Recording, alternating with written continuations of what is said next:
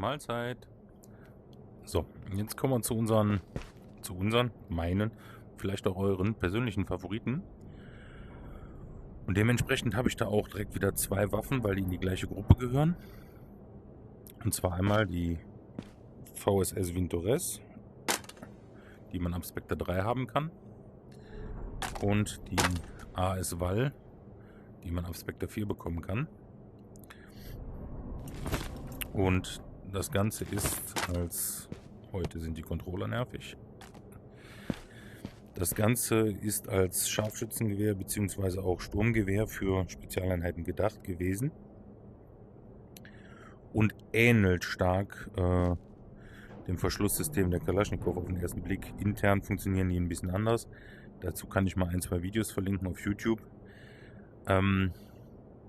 Stärke in diesem Spiel hier ist auf jeden Fall, beide Waffen haben serienmäßig einen eingebauten Schalldämpfer.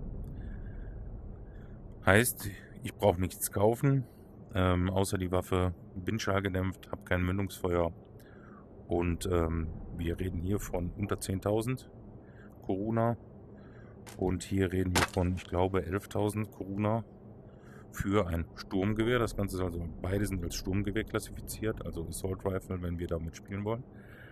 Und können dementsprechend uns die 20.000 nur für den Schalldämpfer sparen, können direkt zwei komplette Gewehre kaufen.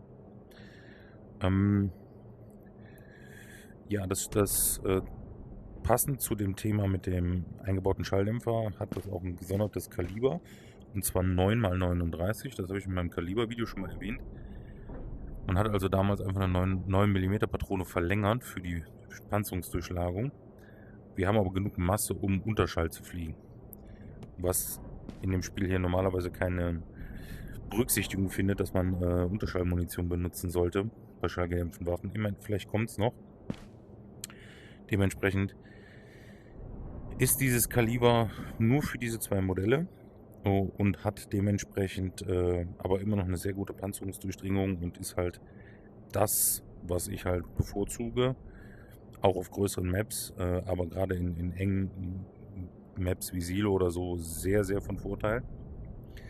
Wie ich es ja schon gesagt habe, ab Spectre 3 zu haben. Ich nehme mal die Schwarmschwanzfederung runter. Und oh Gott, heute mag es gar nicht dran. Nachteil ist am Anfang, wenn wir bei Spectre 3 sind, wir können 10 Schussmagazine kaufen. Was natürlich bei diesem System ziemlich von Nachteil ist, weil die haben mit die höchste Feuerrate im Spiel. Wir sind also gerade auf Vollautomatik. Jetzt sind wir in Einzelschuss. Woran erkennen wir das? Wird sich hier unten noch ein Hebel ändern. Das ist also, was man sich dran gewöhnen muss. Wir sind also jetzt wieder gesichert, wie bei einer Kalaschnikow. Dann gehen wir auf Vollautomatik. Und dann müsste sich jetzt hier unten, wenn ich drücke, ja, der Riegel noch umlegen. Ich zähle einfach immer durch. Also ich weiß, wir sind gesichert. 1, 2. Ansonsten liegt die eigentlich sehr ruhig in der Hand. Ihr seht, was für ein Rückstoß. Und das ist natürlich schon viel wert. Und da sind die 10 Schuss schon durch. Spiele ich selten, weil man halt mit den 10 Schussmagazinen begrenzt ist. Aber einige der Bosse, beziehungsweise der Wachen der Bosse, führen die mit sich. Und die sind dann geladen mit 20ern oder 30ern. Das macht sehr interessant, gerade am Anfang in Silo. Wenn man einen Boss farmt, kriegt man auch dadurch die 30er Magazine her, weil man die sonst erst auf Spectre 5 kaufen kann. Heißt also, wir spielen die Waffe frei auf Spectre 3, die kleinere. Wir können 10er kaufen. Wir können mit Spectre 4 20er kaufen. Das ist also schon eine praktikable Größe. Die werden auch als AS Val Magazine bezeichnet. Das sind dann Vintores Magazine, 10 Schuss, und das sind dann Vintores, also VSS 30 Schuss. Beides ist aber sehr kompatibel. Auch da Einzelschuss. Und mit dem Griff haben wir natürlich unheimlich wenig Rückstoß, weil wir das Ganze nochmal minimieren. So, ihr seht, ich zucke kaum hoch.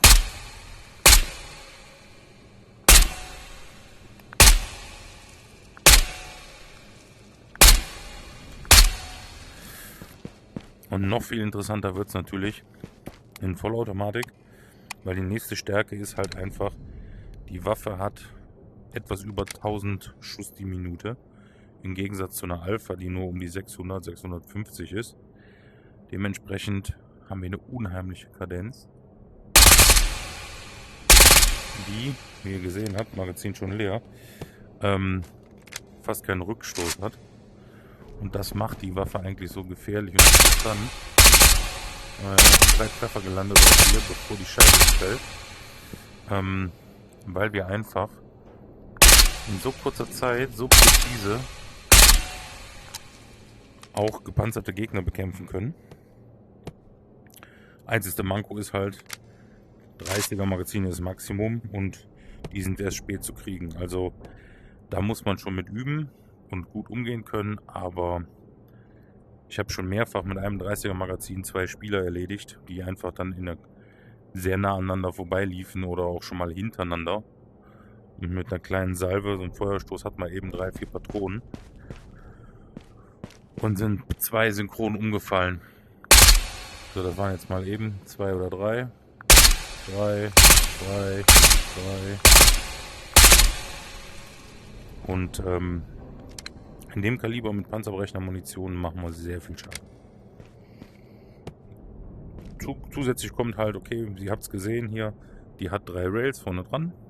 Ich mache da normal nur einen Griff dran. Auf Silo mache ich mir noch einen Laser dran für Nachtsicht. Weil wenn man dann einfach nur aus der Hüfte oder vor der Brust, man sieht viel und braucht dann nur mit dem Laser mal eben den Gang runterfeuern, ist das schon sehr gefährlich, die Waffe. So, haben wir noch einen drin und wahrscheinlich den einen im Lauf. Ja, und weg waren sie beide.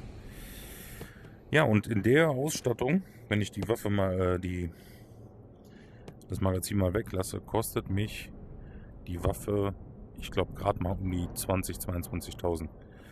Also der Griff ist relativ teuer, die Visierung und die Schwalbenschwanzführung natürlich gar nicht. Könnt ihr natürlich immer handhaben, wie ihr möchtet. Ich stehe auf den Minimalismus.